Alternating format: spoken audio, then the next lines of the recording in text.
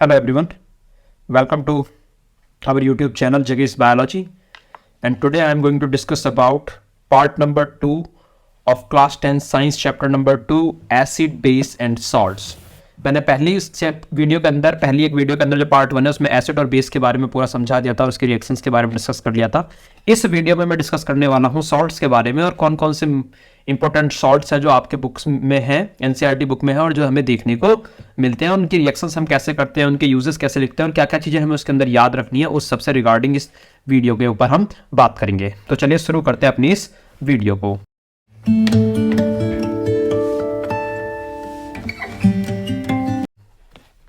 Okay, तो हमारी बात चालू होती है यहाँ पर सॉल्ट से। हम बात करते हैं सबसे पहले सॉल्ट्स क्या होता है, सॉल्ट्स किसे बोलते हैं। तो यूजुअली आप इतना याद रखें कि जब आप क्या करते हैं किसी एक रिएक्शन के तौर पर अगर मैं बताऊं तो एक एसिड को जब आप एक बेस से रिएक्ट कराते हैं तो उससे हमें एक सॉल्ट मिलता है और साथ में हमें मिलता है यहाँ पर वाटर या फिर H2O गैस, ऐसी कोई कंडीशन हो सकती है। अगर हम बोले सॉल्ट क्या है तो salt something having same positive ions are said to be belong the family of salts. वो आपका सॉल्ट से बिलोंग करता है जिसके ऊपर सेम पॉजिटिव आयंस हो या फिर सेम नेगेटिव आयंस हो, यानी सेम पॉजिटिव और सेम नेगेटिव आयन की वजह से जब कोई चीज मिलकर बनती है तो उसे हम बोलते हैं सॉल्ट्स। अगर सॉल्ट के रेस्पेक्ट में बात करें तो salts of strong acid and a strong base are neutral. अगर आप एक स्ट्रॉन्ग एसिड स्ट्रॉन्ग बेस को, यहां पे याद रखना इस बात को, अगर आप एक स्ट्रॉन्ग एसिड लेते हैं प्लस में एक स्ट्रॉन्ग बेस लेते हैं तो उस कंडीशन में जो आपको सॉल्ट मिलेगा ये सॉल्ट आपका कैसा होगा, ऑलवेज न्यूट्रल होगा। कैसा होगा ये सॉल्ट आपका, कैसा होगा, न्यूट्रल होगा। और न्यूट्रल होने का मतलब क्या है, इसकी जो पीएच वैल्यू होगी वो आपकी कितनी होगी, पीएच वैल्यू होगी आपकी 7। कितनी होगी पीएच वैल्यू इसमें आपको कितनी देखने को मिलेगी, 7 देखने को मिलेगी। ऐसे कुछ एग्जांपल बता देता हूं मैं जो न्यूट्रल सॉल्ट के अंदर आते हैं, जैसे कि NaCl आपका एक न्यूट्रल सॉल्ट होता है। ऐसे ही एक और होता है जिससे हम बोलते हैं सोडियम सल्फेट Na2SO4, यह आपका न्यूट्रल सॉल्ट है। दूसरी कंडीशन के अंदर मैं अगर बात करूं तो ऐसा हो सकता है कि आपका स्ट्रॉन्ग एसिड हो लेकिन बेस जो हो वीक हो, यानी अगली जो कंडीशन आती है वो आती है स्ट्रॉन्ग एसिड प्लस में वीक बेस की, कि आप एक स्ट्रॉन्ग एसिड को वीक बेस से आप मिलाते हो।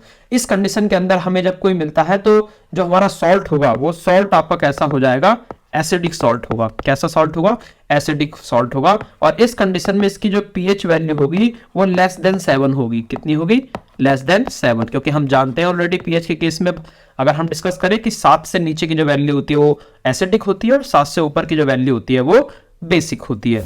अगली यहाँ पर डिस्कस करते हैं। इसमें अगर हम बात करें, आपसे पूछे कि सर इसके कुछ एग्जांपल क्या होने चाहिए, तो एग्जांपल मैं आपको बता देता हूँ जिसमें आप स्ट्रॉन्ग कंडीशन में आते हैं जिनका पीएच वैल्यू आपको क्या देखने को मिलेगा, 7 से कम देखने को मिलेगा। तो आपका एक सॉल्यूशन होता है जैसे हम लिख लेते हैं ammonium chloride solution, ammonium chloride solution. तो ये कैसा होता है, अगर आप इसे याद रखें, ये आपका एसिडिक सॉल्ट है। कैसा है, एसिडिक सॉल्ट है, अमोनियम क्लोराइड सॉल्यूशन। अगला हम बात करते हैं तो एक कंडीशन ऐसी भी तो हो सकती है कि इस बार वीक एसिड हो बट जो बेस हो कैसा हो, स्ट्रॉन्ग हो, स्ट्रॉन्ग बेस हो। तीसरी कंडीशन आपके पास ये आती है वीक एसिड और स्ट्रॉन्ग बेस हो। और अगर ये कंडीशन होगी तो इस कंडीशन में जो आपको सॉल्ट मिलने वाला है वो सॉल्ट आपका बेसिक होगा। और उस बेसिक होने का मीनिंग है कि उसका पीएच जो होगा वो मोर देन 7 होगा, क्योंकि हम जानते हैं 7 से ऊपर की वैल्यू की पीएच को ही हम बेस मिलाते हैं। तो ये था कुछ हमारी बातें करने की सॉल्ट होता क्या है और किस टाइप का सॉल्ट मिलने से कैसा, मतलब किस टाइप के एसिड और बेस मिलने से किस टाइप का हमें सॉल्ट मिलता है। आप ये याद रखें, एसिड प्लस बेस कन्वर्ट होते हैं इनटू सॉल्ट में और उसकी प्रॉपर्टी डिपेंड करती है कि कौन सा स्ट्रॉन्ग है और कौन सा वीक है। तो ये कंडीशन हमें समझ में आती है। अगर आपको इसका एग्जाम्पल क्या होगा तो इसका एग्जाम्पल भी मैं आपको बताता हूँ। सोडियम कार्बोनेट का जो सॉल्यूशन होगा, सोडियम कार्बोनेट सॉल्यूशन जो होगा वो आपका क्या होगा, एक बेसिक सॉल्ट होगा। क्या होगा, एक बेसिक सॉल्ट होगा। अब चलिए 1 बाय 1 डिस्कस करते हैं। इसमें फिर अब हमें बात करी गई है कॉमन सॉल्ट की। देखो नाम याद रखना, जब आगे लगा हो कॉमन सॉल्ट यानी तो ये घर वाले सॉल्ट की बात चल रही है जिसे हम बोलते हैं सोडियम क्लोराइड, जिसके रेस्पेक्ट में हम जानते हैं एक मार्च हुई थी या फिर नमक यात्रा चलाई थी गांधी जी ने, तो उसी से रिलेटेड है ये सोडियम क्लोराइड। इसको मैं लिख देता हूँ, इसका नाम है सोडियम क्लोराइड। और इसी सोडियम क्लोराइड का इस्तेमाल करके हम कुछ कॉमन सॉल्ट बनाने वाले हैं जो हमें आगे डिस्कस करने हैं। तो सोडियम क्लोराइड कैसे बनता है सबसे पहले ये पता होना चाहिए। तो इसके लिए हम लेंगे NaOH प्लस में HCl, जहाँ HCl आपके पास एक एसिड है, NaOH आपके पास एक बेस है, इन दोनों को मिलाते हैं तो Na चला जाता है Cl के साथ, जिसकी वजह से it will convert into NaCl and H चला जाएगा इस OH के पास, that will gives you H2O यानी वाटर। और ये एक इंपॉर्टेंट रॉ मटेरियल है जो हमारी डेली लाइफ के अंदर यूज करा जाता है फॉर मेकिंग मैनी सॉल्ट्स, और also we will use in our food preparation processes और फॉर टेस्ट पर्पस। अब बात करते हैं किताब में दी हुए सॉल्ट की कि एनसीईआरटी के अंदर या क्वेश्चंस के बेस पर कौन कौन से सॉल्ट आते हैं। तो सबसे पहला जो सॉल्ट हमें डिस्कस करना है वो है हमारे पास सोडियम हाइड्रोक्साइड। सोडियम हाइड्रोक्साइड, आप किसी भी नाम को अगर लिखते हैं तो उसका कॉमन नाम भी आपको पता होना चाहिए। इसका जो कॉमन नाम है उसे हम बोलते हैं कास्टिक सोडा, कास्टिक सोडा। और इसका केमिकल फॉर्मूला आपसे पूछा जाए तो आप जानते हैं, उसे हम बोलते हैं NaOH। अगली चीज जो हमें याद रखनी होती है वो हमें याद रखनी होती है प्रिपरेशन के बारे में, कि इसे बनाया कैसे जाता है, कि किस तरीके से हम इसे प्रिपेयर करते हैं। तो प्रिपरेशन के रेस्पेक्ट में अगर बात करूं तो इसे बनाने का बहुत ही सिंपल तरीका है। आपको लेना है NaCl, उस NaCl में आपको मिक्स कर देना है वाटर, और जैसे यहाँ NaCl है, सोडियम क्लोराइड पानी के साथ मिलता है तो ये एक सॉल्यूशन बनाएगा जिसे हम बोलते हैं ब्राइन। ये आपको याद रखना है ध्यान से। और ब्राइन के बाद आप इसके अंदर पास करेंगे इलेक्ट्रिसिटी। जैसे ही आप इसके अंदर इलेक्ट्रिसिटी पास करेंगे it will convert into NaOH and also it will give you a chlorine gas and also it will give you a H2 यानी हाइड्रोजन गैस। तो ये आपके यहाँ पर क्या होंगे, बेसिकली प्रोडक्ट बनने वाले हैं, जिसमें पहला प्रोडक्ट है सोडियम हाइड्रोक्साइड, दूसरा है क्लोरीन गैस और तीसरा है आपके पास हाइड्रोजन गैस। तो ये यहाँ पर आपको कंडीशंस देखने को मिलेंगी जो इसके अंदर हमें नजर आती हैं। अब प्रिपरेशन से आगे हम जाएं तो फिर अगली कंडीशन में हमें देखना होता है कि इसको क्या होता है। तो यहाँ पर आपको और जो नोट करने वाली बातें हैं वो ये है कि इस प्रोसेस को ही हम बोलते हैं क्लोर एल्कली प्रोसेस, क्लोर एल्कली प्रोसेस। और उसका रीजन क्या है, बिकॉज क्लोर मतलब इसमें रिलीज होती है, बनती है, फॉर्मेशन होती है किसकी, क्लोरीन की, और दूसरा यहाँ पर एल्कली होता है जिसे हम बोलते हैं बेसिक फॉर्म के अंदर NaOH। तो NaOH और क्लोरीन यहाँ पर बनती है, that's why it is known as chlor alkali process. ठीक है, जो कि इलेक्ट्रोलाइसिस की वजह से देखने को मिलता है। अगर डायग्रामेटिक बेस पर अगर मैं बात करूं इसे कैसे बनाएंगे, तो आप इसे इस डायग्राम को ऐसे देख लें कि इस तरीके से आपके पास एक चैम्बर होगा, एक बीकर होगा, मैं बना देता हूं, और उस बीकर के अंदर आप यहाँ पर दो रॉड ले लेंगे।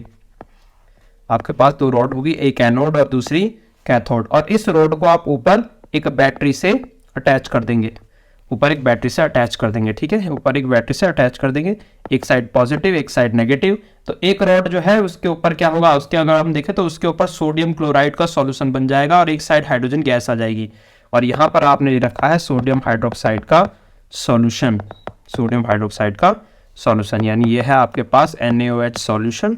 और इस NaOH सॉल्यूशन पे इस वाली रॉड के ऊपर अगर आप देखेंगे तो यहाँ पर आपको मिलेगी Cl2 गैस यानी क्लोरीन गैस, और साथ में मिलेगा NaCl। ये NaCl के रेस्पेक्ट पर हमने लिया है, तो सोडियम क्लोराइड सॉल्यूशन होगा या फिर ब्राइन सॉल्यूशन इसे आप प्लेस बोल सकते हैं। सॉरी, यहाँ पर ये ब्राइन सॉल्यूशन हो जाएगा इस तरीके से, और आप इस तरीके से इस पर पढ़ेंगे, और इधर वाली रोड पर आपको मिलेगी हाइड्रोजन गैस। तो ये इसका कुछ एक जो इलेक्ट्रोलाइसिस होता है उस प्रोसेस का स्ट्रक्चर है जो हमें इसमें देखने को मिलता है, जिससे आप याद रखेंगे कहाँ कहाँ पर इसका यूटिलाइजेशन है और कहाँ पर नहीं है। अब जो अगली चीज आती है कि जब भी हमें कोई सॉल्ट पढ़ना है तो उस सॉल्ट के रेस्पेक्ट में हमें जो चीज पढ़नी है वो पढ़नी है कि उस सॉल्ट के यूजेस क्या हैं और कहाँ कहाँ पर यूज होते हैं। तो सबसे पहले रिएक्शन की अगर मैं बात करूं तो उस रिएक्शन में हमें देखने को मिल रहा है कि एक हमें मिला है NaOH, दूसरा हमें मिला है क्लोरीन गैस और तीसरा मिला है हमें हाइड्रोजन गैस। तो अब हमें बात करनी है कि इन सब का जो यूटिलाइजेशन है वो कहाँ कहाँ देखने को मिलता है और ये कहाँ कहाँ पर यूज होते हैं। तो फटाफट से डिस्कस कर लेते हैं। सबसे पहले हम बात कर लेते हैं NaOH की, यानी कि सोडियम हाइड्रोक्साइड की, कि सोडियम हाइड्रोक्साइड का कहाँ कहाँ पर यूज होता है। तो चलिए मैं लिखता हूं, आप साथ में लिख लेना। तो यूज लिख रहा हूं मैं सबसे पहले, यूज ऑफ NaOH यानी सोडियम हाइड्रोक्साइड। तो सबसे पहला होगा इन, यानी ये अपने आप आगे लिख लेना, इट इज यूज्ड इन, ये सब अपने आप लिख लेना। तो in preparing of soap and detergents, तो ये यूज करा जाता है in the preparation of the soap and detergents. Also, it is used in paper industries, paper industries। आगे याद रखेंगे, it is also used for removing grease, used in removing grease इससे हम कभी कभी यहाँ पर एक वर्ड यूज करते हैं, डीग्रीजिंग द मेटल, डीग्रीजिंग द मेटल, यानी किसी मेटल से ग्रीस को हटाने के लिए इसका इस्तेमाल करा जाता है। तो यह है यूज ऑफ NaOH जो आपको याद रखने हैं। अगली हम बात करते हैं यूज ऑफ क्लोरीन गैस के यानी Cl2 के, जो हमें कौन कौन से देखने को मिलेंगे। तो Cl2 के एस्पेक्ट में अगर हम बात करें तो इसे हम यूज करते हैं in the preparation of bleaching powder, in the preparation of bleaching powder. तो इसे यूज करा जाता है in the preparation of bleaching powder, यानी ब्लीचिंग पाउडर बनाने में इसका इस्तेमाल करा जाता है। अगले यूज की अगर हम बात करें तो इसे कहाँ यूज करा जाता है, तो ड्रिंकिंग वाटर को जर्म फ्री बनाने के लिए इसका इस्तेमाल करा जाता है। तो used to make germ free the drinking water, यानी ड्रिंकिंग वाटर को आप जर्म फ्री कराने के लिए भी इस क्लोरीन का इस्तेमाल करते हैं। और इसको आल्सो आप यहाँ याद रखेंगे, इसे हम प्रोडक्शन ऑफ HCl यानी हाइड्रोक्लोरिक एसिड बनाने में भी इसका इस्तेमाल करते हैं। इसके बाद एक और यूज हमें यहाँ पर डिस्कस करना है, वो है यूज ऑफ हाइड्रोजन गैस।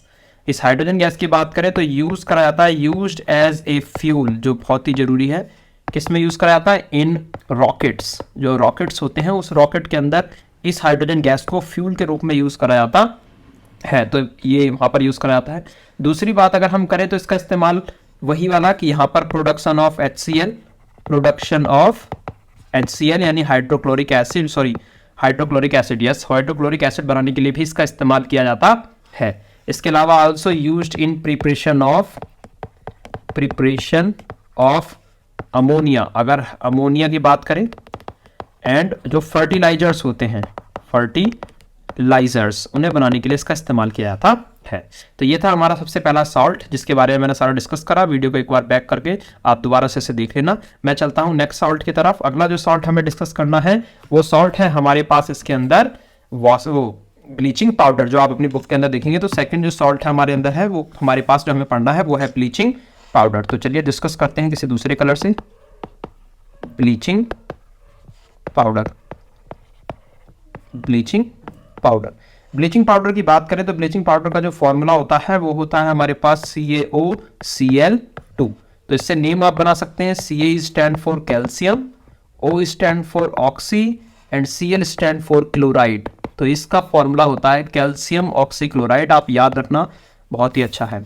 अगर हम बात करें इसकी प्रिपरेशन की तो बहुत ही इजी और आसान से प्रिपरेशन है। आप लेते हैं स्लैक्ड लाइम, जिसे हम बोलते हैं कैल्शियम हाइड्रोक्साइड, CaOH का होल ट्वाइस, और उसमें रिएक्ट करा देते हैं क्लोरीन गैस। जैसे ही आप इसमें क्लोरीन गैस डालते हैं it will convert into CaOCl2, और साथ में ये क्या देगा आपको, ये देगा हमें वाटर, क्या देगा, वाटर। तो ये आपको यहाँ पर देखने को मिलेगा कि हमने क्या यूज करा है। यहाँ हम यूज करते हैं ड्राई स्लैक्ड लाइम, या फिर इसे आप बोल सकते हैं कैल्शियम, OH होता है हमारे लिए हाइड्रोक्साइड। तो कैल्शियम हाइड्रोक्साइड को हम रिएक्ट करा रहे हैं Cl2 गैस से, जिससे हमें मिलता है CaOCl2, जिसे हम बोलते हैं bleaching powder calcium oxy chloride. अब नेक्स्ट हमें यहाँ डिस्कस करना है इसके यूजेस के बारे में कि इसके यूज क्या हैं। तो ये कहाँ कहाँ यूज करा जाता है। तो यूज्ड फॉर ब्लीचिंग पर्पस, तो जहां पर ब्लीचिंग कॉन्सेप्ट आते हैं, ब्लीचिंग पर्पस, वहां पर ये यूज करा जाता है। कई जगह इसका यूज गलत पर्पस से भी करा जाता है। जैसे कि गलत पर्पस कहने का मीनिंग क्या है कि आटे को, जैसे आटा आता है, उस आटे को बहुत ज़्यादा वाइट करने के लिए हमें ब्लीच करना पड़ता है, और उस कंडीशन में हम इस कैल्शियम ऑक्सीक्लोराइड का इस्तेमाल करते हैं, जो हमारी बॉडी के लिए ठीक नहीं होता। इसलिए ज़्यादा साफ जो फूड है, ज़्यादा साफ जो बेसिकली आटा है, वाइट फ्लोर होता है, वो सेहत के लिए नुकसानदायक भी होता है। तो ये सारी चीज़ें देखनी और नोटिस करने वाली बात होती है। चलिए हम वापस आते हैं अपने टॉपिक पर। पहला पर्पस है हम इसे ब्लीचिंग पर्पस के लिए यूज़ करते हैं। दूसरा जो आपकी बुक के रेस्पेक्ट में हम जाए तो ये यूज़ करा जाता है फॉर डिसइंफेक्टिंग। ये इंपॉर्टेंट है, याद रखना। कई बार क्वेश्चन से कर घुमा के देगा तो इस तरीके से पूछेगा कि डिसइंफेक्टिंग ड्रिंकिंग वाटर को यूज़ करने के लिए कौन सा सॉल्ट यूज़ करा जाता है। To make it germ free, to make it free from germs. तो इसमें आप इसका याद रखेंगे, यूज़ करा जाता है। तो ये है हमारा सॉल्ट कैल्शियम ऑक्सीक्लोराइड के बारे में। चलिए नेक्स्ट सॉल्ट की तरफ मूव करते हैं। अगला जो सॉल्ट हमें पढ़ना है वो तीसरा सॉल्ट है हमारे पास जो हमारी बुक के अंदर है वो है बेकिंग सोडा। कौन सा है? Baking soda. और इस बेकिंग सोडा की अगर हम बात करें तो इस बेकिंग सोडा का हमारे पास फॉर्मूला होता है, जो केमिकल फॉर्मूला है वो है NaHCO3 और इसका कॉमन नाम हो गया बेकिंग सोडा। अगर आप केमिकल नेम पूछें तो Na होता है सोडियम, देखिए नाम कैसे बनता है, H होता है हाइड्रोजन और CO3 होता है कार्बोनेट, यानी इसका केमिकल नेम हो गया सोडियम हाइड्रोजन कार्बोनेट। इस हाइड्रोजन की जगह जगह हम कई जगह यहाँ पर बाई वर्ड यूज करते हैं। क्या वर्ड यूज करते हैं? बाई, इसलिए इसका दूसरा नाम भी होता है सोडियम बाई कार्बोनेट। ये आप याद रखना, कई जगह कंफ्यूज कर सकता है ये वर्ड, तो हम बाई कार्बोनेट भी इसे यू बोलते हैं। तो ये दोनों इसी के नाम है, सोडियम हाइड्रोजन कार्बोनेट और सोडियम बाई कार्बोनेट। अब बात करते हैं इसकी प्रिपरेशन के रिगार्डिंग, इसे किस तरीके से प्रिपेयर करा जाता है और उसकी केमिकल रिएक्शन क्या है। तो रिएक्शन करने के लिए क्या, हम सबसे पहले लेंगे सोडियम क्लोराइड कॉमन सॉल्ट, उसमें मिला देंगे ammonia gas in the presence of water and carbon dioxide gas. और जैसे हम इससे यहाँ पर बनाते हैं तो ये क्या हो जाएगा, it will convert into NaHCO3 यानी कि बेकिंग सोडा, और साथ में बनाएगा एक और कंपाउंड जिसका नाम है NH4Cl। इसे हम बोलते हैं अमोनियम क्लोराइड, अमोनियम क्लोराइड। तो ये आपको याद रखना है, अगर आपसे पूछे कि अमोनियम क्लोराइड किस रिएक्शन में निकलता है तो वो preparation of sodium hydrogen carbonate, yes, sodium hydrogen carbonate की प्रिपरेशन से निकलता है। एक रिएक्शन और याद रखनी है कि वो कहता है what happen when we heat NaHCO3, यानी NaHCO3 को अगर हम हीट कर दे तो क्या होगा, तो याद रखना it will convert into a sodium carbonate, जो कि हमारा अगला साल्ट है, साथ में हम बनाएंगे H2O और साथ में बनेगा CO2। इसको आप बैलेंस कर लेंगे, बैलेंस करने के लिए आप 2 लगा दीजिए इसके आगे, ओवरऑल पूरी रिएक्शन बैलेंस हो जाएगी। नेक्स्ट थिंग जो हमें याद रखनी है वो हमें याद रखना है इसके यूजेस कि कहाँ कहाँ है ये आपका सोडियम हाइड्रोजन कार्बोनेट आपका यूज होता है। तो सबसे पहले हम यहाँ लिखते हैं कि बेकिंग सोडा को हम इस्तेमाल कहाँ करते हैं, तो ये यूज करा जाता है यूज्ड एज एन एंटा एसिड। कई बार पूछा एंटा एसिड किसे बोलते हैं, तो एंटा एसिड बेसिकली क्या है, एंटी एसिड आपका एक सॉल्ट या सब्सटेंस है जो ट्रीट करता है, टू ट्रीट, मैं लिख देता हूँ, to treat acidity of the stomach, यानी हमारे जो स्टमक में एसिडिटी होती है उसको ट्रीट करने का काम करता है। अगले अगर हम यूज़ की बात करें तो जो आपको याद रखना है इसमें वो यूज़ है कि यह यूज़ करा जाता है used in soda fire extinguisher, इसमें आपका यूज़ करा जाता है। और इसके अलावा जो हम बेकिंग पाउडर बनाते हैं उसके अंदर भी यूज़ करा जाता है, use to make baking powder. तो बेकिंग पाउडर बनाने के लिए भी इसका इस्तेमाल करा जाता है। तो ये बेसिक यूज़ है इसके बारे में, जो हमारा सॉल्ट था बेकिंग सोडा। नेक्स्ट सॉल्ट की तरफ मूव करते हैं और जो हमारा 4th सॉल्ट है जो हमें पढ़ना है, और वो है इस बार वॉशिंग सोडा। तो वॉशिंग सोडा जिसे हम यहाँ कपड़े वगैरह धोने के लिए इस्तेमाल करते हैं। इस वॉशिंग सोडा का अगर केमिकल फार्मूले की बात करी जाए तो इसका फार्मूला होता है Na2CO3, जो अभी हमने देखा था ऊपर बना था, बस इसमें आप ऐड कर देंगे 10H2O, क्योंकि ये वाटर क्रिस्टलाइज्ड मॉलिक्यूल है जिसमें पानी के मॉलिक्यूल्स प्रेजेंट होते हैं पर फार्मूले के अंदर। तो आप इसे याद रखेंगे। अगर मैं इसके नाम की बात करूं तो Na stand for sodium, CO3 stand for carbonate, 10 stand for Deka और H2O स्टैंड फॉर हाइड्रेट। तो इसका फुल नेम जो होता है वो होता है sodium carbonate Deka hydrate, sodium carbonate Deka hydrate. बात आती है इसकी प्रिपरेशन की कि आप इसे बनाएंगे कैसे, जो हमें याद रखना होता है। तो प्रिपरेशन की अगर हम बात करें तो केमिकल रिएक्शन हमें याद रखनी है, क्योंकि 3-4 चीज़ें ही पूछी जाती हैं। सबसे पहला कॉमन नेम याद होना चाहिए, केमिकल नेम याद होना चाहिए, केमिकल फॉर्मूला, उसकी प्रिपरेशन एंड फाइनली उसके यूज। बस इतना सा आपको इसके अंदर पढ़ना होता है।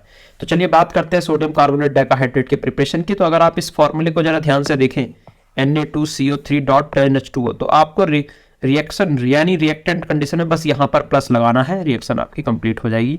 तो ये कुछ इस तरीके से आपको देखने को मिलेगी, बहुत ही सिंपल है। सबसे पहले आप अलग से लिख लीजिए Na2CO3 और बीच में लगा दिए प्लस 10H2O। अब क्या करना है, बस एरो के बाद इस प्लस को हटाना है और इसकी जगह डॉट लगा देना है। तो ये हो जाएगा Na2CO3, अब प्लस नहीं आएगा, अब आएगा डॉट 10H2O, सिंपल। तो ये हमारा इस तरीके से प्रिपेयर होता है, ये इसकी रिएक्शंस है।